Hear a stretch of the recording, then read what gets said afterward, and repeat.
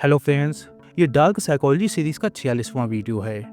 आज से मैं आपको ये सिखाने जा रहा कि कैसे आप खुद को मैनिपुलेशन से बचा सकते हैं।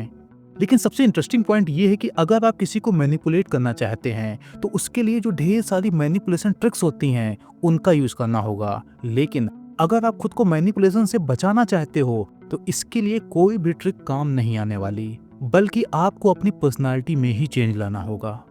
तो मैं आज के वीडियो में बहुत कुछ बताने वाला हूँ, अलग अलग कहानियां सुनाऊंगा।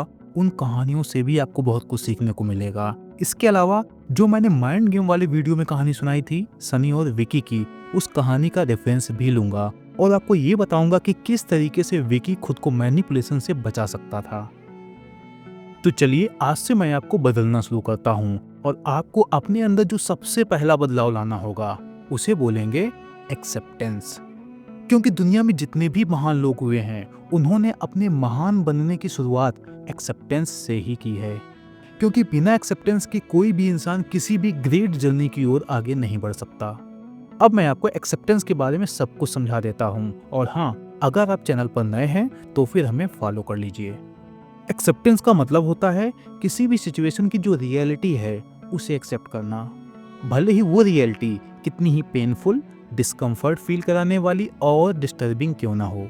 क्योंकि हमारी ज़िंदगी में बहुत सारी ऐसी चीज़ें होती हैं, ऐसे लोग होते हैं और ऐसी घटनाएं होती हैं जिन्हें बदला नहीं जा सकता। और जब बदला नहीं जा सकता तो उन घटनाओं को अलग अलग एक्सप्लेनेशन से जस्टिफाई करने की ज़रूरत भी नहीं। क्योंकि अगर आप अपनी लाइफ की किसी घटना को अलग अलग तरीके से एक्सप्लेन करने की कोशिश कर रहे हैं तो इसका मतलब है कि जो आपकी लाइफ की रियलिटी है उसे आप एक्सेप्ट नहीं करना चाह रहे। तो एक्सेप्टेंस का दूसरा मतलब ये हुआ कि जो आपकी लाइफ की रियलिटी है उससे किसी भी तरह का मनोवैज्ञानिक युद्ध मत लड़ो, सिंपली एक्सेप्ट कर लो। अभी कुछ बातें और समझ लो, इसके बाद इस पॉइंट को एक एग्जांपल से एक्सप्लेन कर दूंगा। तो अगला पॉइंट ये है कि जो एक्सेप्टेंस होता है वो डिनायल के अपोजिट होता है। हमारे बीच जो मोस्ट रेशनल पीपल्स होते हैं और मैच्योर लोग होते हैं वो भी अपनी लाइफ के कुछ सेटल फैक्ट्स को डिनाई करते नजर आएंगे। और ऐसा वो इसलिए करते हैं क्योंकि डिनायल एक कॉपिंग मैकेनिज्म है, और डिनायल का यूज करके हम सब अपनी लाइफ की पेनफुल रियलिटी को साइकोलॉजिकली और कॉन्शियस तरीके से एक्सेप्ट करने से बचते हैं। क्योंकि अगर हम उस पेनफुल रियलिटी को एक्सेप्ट करते हैं तो एक तरफ हमें दर्द और तनावों से गुजरना होगा, इसके बाद या तो उस रियलिटी के आगे सरेंडर करना होगा या फिर उस रियलिटी को बदलने का साहस दिखाना होगा। और ये बदलने का काम इतना आसान नहीं होता। लेकिन समस्या ये होती है कि अगर हम अपनी लाइफ की रियलिटी को एक्सेप्ट नहीं करते और उसे डिनाई करते रहते हैं तो ये फ़ायदा कम और नुकसान ज़्यादा पहुंचाता है। क्योंकि जब तक हम किसी रियलिटी को एक्सेप्ट नहीं करेंगे तब तक उसको बदल नहीं पाएंगे। तो मान लो आप अपनी लाइफ की किसी पेनफुल रियलिटी को एक्सेप्ट नहीं करना चाहते तो आप क्या करोगे? आप उस रियलिटी को अलग अलग तरीके से एक्सप्लेन करने की कोशिश करोगे। लेकिन फिर इन्हीं अलग अलग एक्सप्लेनेशन से मैनिपुलेशन का रास्ता खुलता है और मैलिशियस लोग आपको मैनिपुलेट करना शुरू कर देते हैं। अब इसको दो अलग अलग उदाहरण से समझा देता हूँ। पहला उदाहरण, जैसे मान लो किसी दिन रोहन को पता चलता है कि उसको कोई ऐसी बीमारी लग गई है जो अब ठीक नहीं हो सकती। इसके बाद रोहन ने कई दूसरे डॉक्टर्स को भी दिखाया, लेकिन सभी ने यही बताया कि तुम्हारे पास अब ज्यादा टाइम नहीं है। अब रोहन ये सुनकर परेशान हो गया। वो इस बात को एक्सेप्ट ही नहीं करना चाहता था कि अब वो ठीक नहीं हो सकता और कुछ दिन में मरने वाला है। तो वो बार बार खुद को ये समझाता कि शायद ये डॉक्टर समझ ना पाया हो, और फिर वो दूसरे डॉक्टर के पास चला जाता, वहाँ पैसे खर्च करता, फिर तीसरे के पास जाता, वहाँ भी पैसे खर्च करता। फिर किसी ने रोहन को एक बाबा जी के बारे में बताया और ये बताया कि वो इस बीमारी का इलाज कर सकते हैं। तो अब रोहन उन बाबा के पास जाना शुरू करता है और वो झाड़ फूक में ढेर सारे पैसे खर्च कर देता है, लेकिन वहाँ भी कुछ नहीं होता। फिर रोहन को कोई सलाह देता है कि एक बड़े ही फेमस एस्ट्रोलॉजर हैं, तुम उनके पास जाओ और अपना हाथ दिखाओ, वो तुम्हारे बारे में सब कुछ बता देंगे। अब आप इन एस्ट्रोलॉजर्स का तो जानते ही होंगे कि ये लोग उम्मीदें बेचते हैं। फिर वो एस्ट्रोलॉजर रोहन को बोलता है कि आप हर मंगलवार मंदिर जाया करो, हर शनिवार ये पूजा किया करो, इतना दान किया करो, इतना पुण्य किया करो, तो जो तुम्हारी साढ़े साती है वो कट जाएगी, इसके बाद आप ठीक हो सकते हैं। तो फिर रोहन ये सब करने लगा। तब तक इसका अंतिम दिन आ गया और मर के चला गया। तो यहाँ पॉइंट ये है कि रोहन ये सब क्यों करता रहा और इतने पैसे क्यों बर्बाद कर डाले। तो इसका जवाब है कि वो अपनी लाइफ की पेनफुल रियलिटी को एक्सेप्ट नहीं करना चाहता था, इसलिए उसको लोगों ने जमकर मैनिपुलेट किया और उसके सारे पैसे खर्च करा डाले। अब सेकेंड केस, अगर रोहन अपनी इस रियलिटी को स्टार्ट में ही एक्सेप्ट कर लेता कि वो कुछ महीनों या फिर सालों में मरने वाला है, तो जैसे ही वो इस रियलिटी को एक्सेप्ट करता तो वो पाता कि अचानक वो एक्सट्रीम पेन में है, लेकिन थोड़े ही दिन बाद वो शांत हो जाता और सोचता कि यार अब तो मेरे पास थोड़े ही दिन बचे हैं, तो चलो थोड़ा जिंदगी को जी लेते हैं और कुछ जो बहुत जरूरी काम है उनको निपटा लेते हैं। बस फिर उसके पास जो भी पैसे थे उसे ऐसी जगह यूज करता जिससे उसके बच्चों को उसके मरने के बाद ज्यादा दिक्कत ना हो। कुल मिला के लास्ट केस में उसने जो पैसे दूसरों को दे दिए थे उन पैसों को वो अपने बच्चों के जीवन को सुधारने में खर्च करता और फिर शांति से मर जाता। तो आप समझ ही गए होंगे कि अगर रोहन अपनी लाइफ की रियलिटी को एक्सेप्ट कर लेता तो वो ढेर सारे मैनिपुलेशन से बच जाता। अब दूसरा उदाहरण, ये उदाहरण है माइंड गेम वाली सनी और विकी की स्टोरी का। तो अगर आपने अभी तक वो वीडियो ना देखा हो तो उसे भी देख लेना, लिंक देखो ऊपर आ रहा। और हाँ, अब बड़े ध्यान से इस वीडियो को देखना क्योंकि इस कहानी से आप बहुत कुछ सीख सकते हैं। तो हुआ ये था कि चूंकि विकी की मॉम बचपन में ही गुजर गई थी तो वो आगे की पढ़ाई लिखाई के लिए सनी के घर आ गया था और इस घर के लोग काफ़ी केयरिंग थे और लविंग भी थे। तो विकी की लाइफ की एक पेनफुल रियलिटी ये थी कि अब वो अपने घर पर उन लोगों के साथ नहीं रह सकता जिनके साथ अभी तक रह रहा था, यानी कि माता, पिता, दादी और बाबा। तो अगर आपको ह्यूमन इमोशंस की थोड़ी सी भी समझ होगी तो आप अच्छे से जानते होंगे कि अगर कोई बच्चा जब बड़ा हो रहा होता है तो उसका अपने माता पिता के साथ रहना कितना ज़रूरी होता है। तो विकी ने अपनी लाइफ की इस रियलिटी को कुछ ही दिन में एक्सेप्ट कर लिया कि अब वो अपनी पुरानी फैमिली के साथ नहीं है, एक नई फैमिली के साथ है। तो जब वो अपनी नई फैमिली के साथ वहाँ रहता तो उसे कुछ ही दिन में ढेर सारी तारीफ़ें सुनने को मिलने लगीं, जैसे विकी बहुत ही सीधा साधा और अच्छा बच्चा है, आज तक उसकी किसी ने शिकायत तक नहीं की, उसने कभी किसी बच्चे को परेशान तक नहीं किया, किसी दूसरे के बगीचे से आम तक नहीं चुराए, इत्यादि। अब विकी का दिमाग कैसे काम कर रहा था वो समझो। विकी अपनी लाइफ की एक रियलिटी एक्सेप्ट कर चुका था कि वो अब अपनी फैमिली के पास नहीं है, तो वो पूरी कोशिश करता था कि वो किसी भी तरह की शैतानी ना करे और कोई उसकी शिकायत लेकर ना आ पाए। कहने का मतलब ये है कि विकी बड़ी कम एज में ही मैच्योर बिहेव करने लगा था। लेकिन बड़ा इंटरेस्टिंग पॉइंट ये है कि कुछ महीने पहले ही जब वो अपने गांव में था तो उसने अपने बगीचे से आम ना तोड़कर दूसरे के बगीचे से आम तोड़े थे और फिर वो लोग उसके घर शिकायत लेकर भी आए थे और फिर विकी को खूब डांट पड़ी थी। इस घटना के 3-4 महीने पहले विकी ने अपने भाई और दोस्त के साथ मिलकर एक डीजल इंजन से चलने वाले ट्यूबवेल के एग्जॉस्ट में पानी भर दिया था, वो भी ये सोच के कि जब एग्जॉस्ट में पानी भर देंगे तो शायद यहाँ से जो धुआं निकलता है वहाँ से भी पानी निकलेगा जिससे लोग उसकी खूब तारीफ करेंगे। बट ऐसा हुआ नहीं था। और आपकी जानने लायक तीसरी बात यह है कि लगभग 1 साल पहले ही जब विकी की मॉम जिंदा थी तो उसने खास तरह के कपड़े खरीदने के लिए अपनी मॉम और पिता से जिद कर दी थी और सड़क पर ही लेट गया था। लेकिन चूंकि विकी की माँ और पिता के पास इतने पैसे नहीं थे इसलिए उसकी इतनी जिद के बाद भी वो ड्रेस नहीं मिल पाई थी। फिर यही विकी अपनी फैमिली से दूर होते ही डिमांड करना तो छोड़ो, रिक्वेस्ट करने की भी हिम्मत नहीं जुटा पाता था। लेकिन इसके बावजूद उसकी नई वाली फैमिली ने बिना उसके कुछ कहे उसकी सारी जरूरतें पूरी करने की कोशिश की। तो यहाँ पॉइंट ये है कि विकी ने अचानक ही सारी शैतानी करना बंद कर दिया था क्योंकि उसने अपनी लाइफ की रियलिटी को एक्सेप्ट कर लिया था।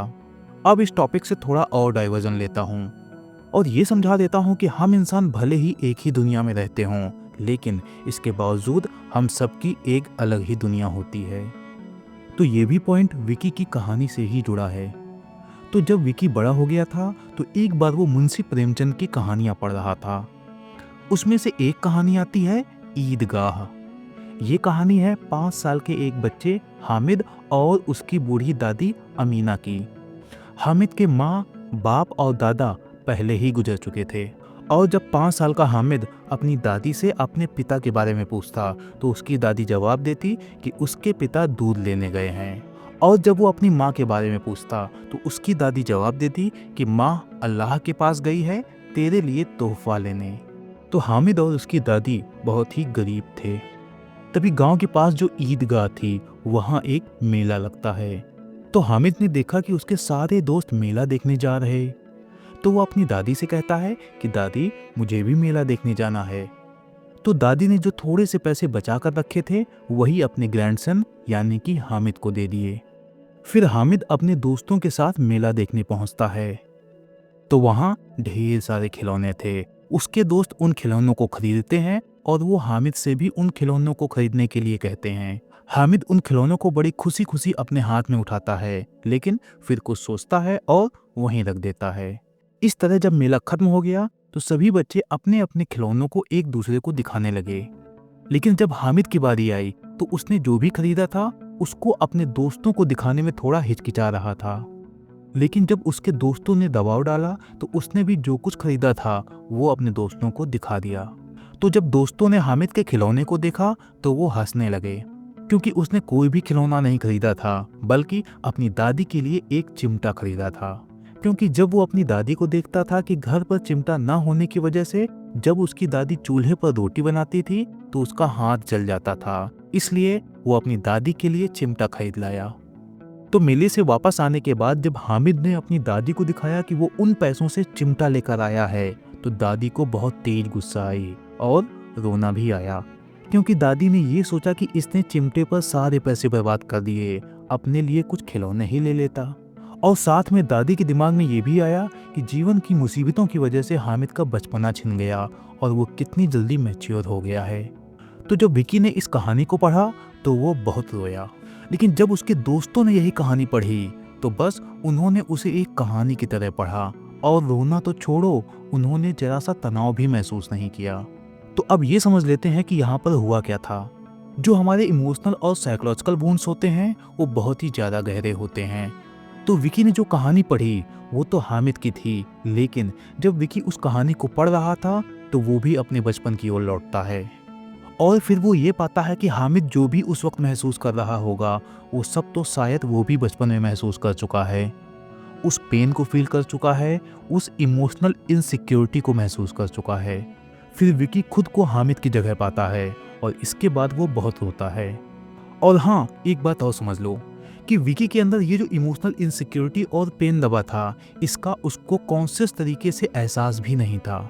इस कहानी को पढ़ने के बाद उसको पता चला कि उसके सबकॉन्शियस और शायद अनकॉन्शियस माइंड में ढेर सारी इमोशनल इनसिक्योरिटी अपना घर बनाए है। मीन्स अक्सर हमें पता ही नहीं होता कि हमारे अंदर और कितनी गहराई में क्या क्या दबा हुआ है, और हमारे अंदर जो भी दबा होता है यही चीज़ें हमारी लाइफ को सबसे ज़्यादा प्रभावित करती हैं। हम कहीं भी जाएं ये चीज़ें साथ नहीं छोड़ती और इन्हीं घावों की वजह से हम जीवन भर खुद को नए नए घाव देते रहते हैं। और इन्हीं घावों और इनसिक्योरिटी की वजह से लोग हमें बड़ी आसानी से मैनिपुलेट भी कर लेते हैं। दुनिया में ऐसे लोग बहुत कम होते हैं जो अंदर गहराई में दबे इमोशनल वुंड्स को एक्सेप्ट कर पाते हैं और फिर खुद को हील करना स्टार्ट करते हैं। और बहुत सारे लोग जो खुद को हील करना चाहते हैं उन्हें पता ही नहीं होता कि उनके अंदर कैसे कैसे इमोशनल वुंड्स हैं और इन वुंड्स को एक्सेप्ट कैसे करना है और इसके बाद हील कैसे करना है। तो आपको ये बात समझ आ ही गई होगी कि भले ही लोग पति और पत्नी के रिश्ते से जुड़ गए हों और एक ही कमरे में रहते हों, लेकिन उन दोनों की दुनिया एकदम ही अलग होती है। और बहुत कम लोग होते हैं जिनकी दुनिया एक दूसरे से मिलना शुरू होती है, लेकिन जिन भी कपल्स की दुनिया एक होना शुरू होती है वो एक दूसरे के साथ मेल्ट होना शुरू होते हैं और फाइनली एक हो जाते हैं। लेकिन यह काम इसलिए आसान नहीं क्योंकि ये करने के लिए बहुत ही हिम्मत चाहिए और बहुत कुछ दांव पर लगाना पड़ता है। तो चलो अब विकी की कहानी से यह एक्सप्लेन करने की कोशिश करता हूँ कि कैसे मैनिपुलेशन से बचने का सबसे क्रूशियल स्टेप है एक्सेप्टेंस।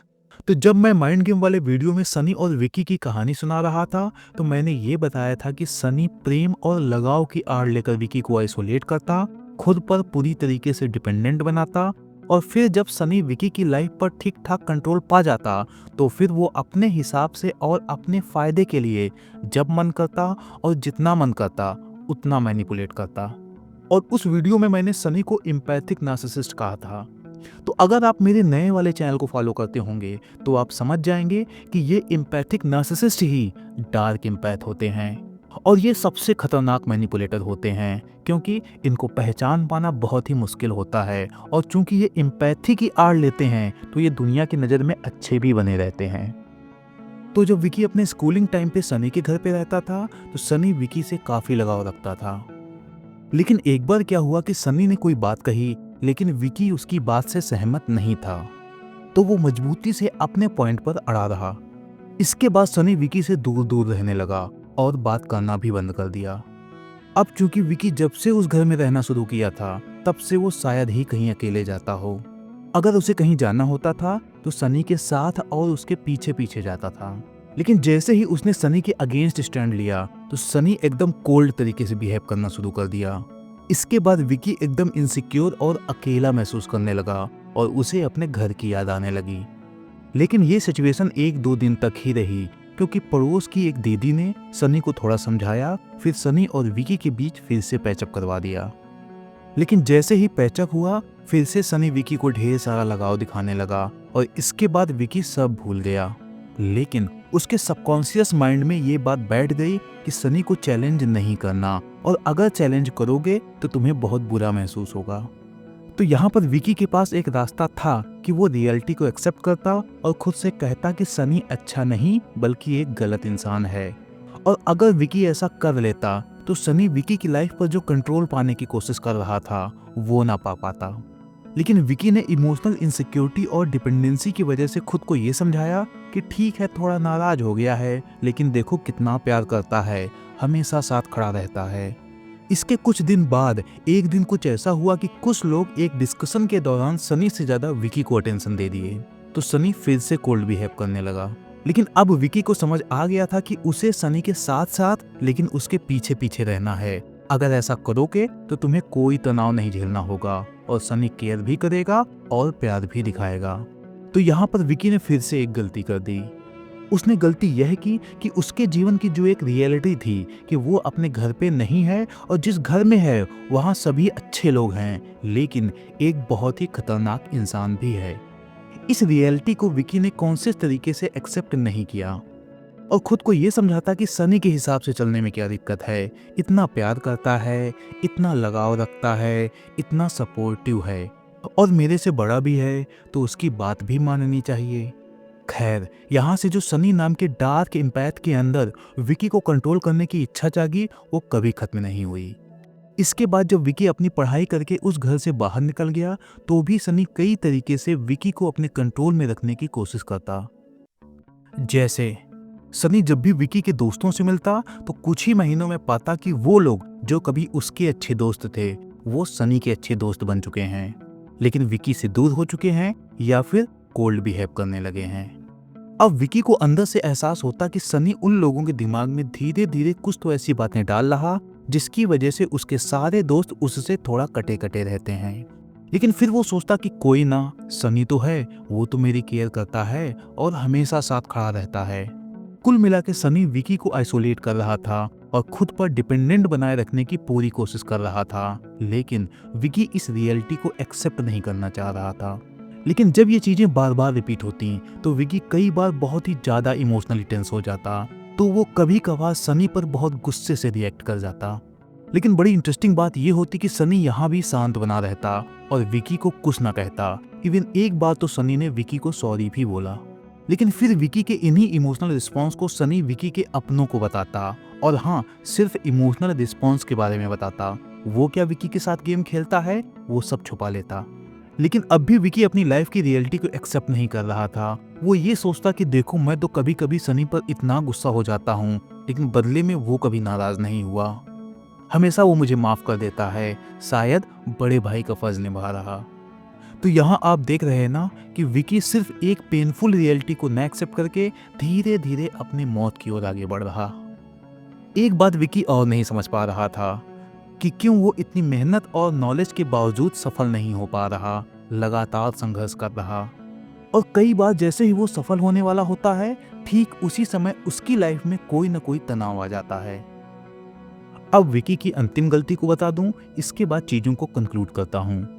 जब विकी यूपीएससी की तैयारी के लिए दिल्ली जाने का सोचता है तो इसके कुछ महीने पहले ही विकी और सनी के बीच किसी बात को लेकर तनाव काफी बढ़ गया था।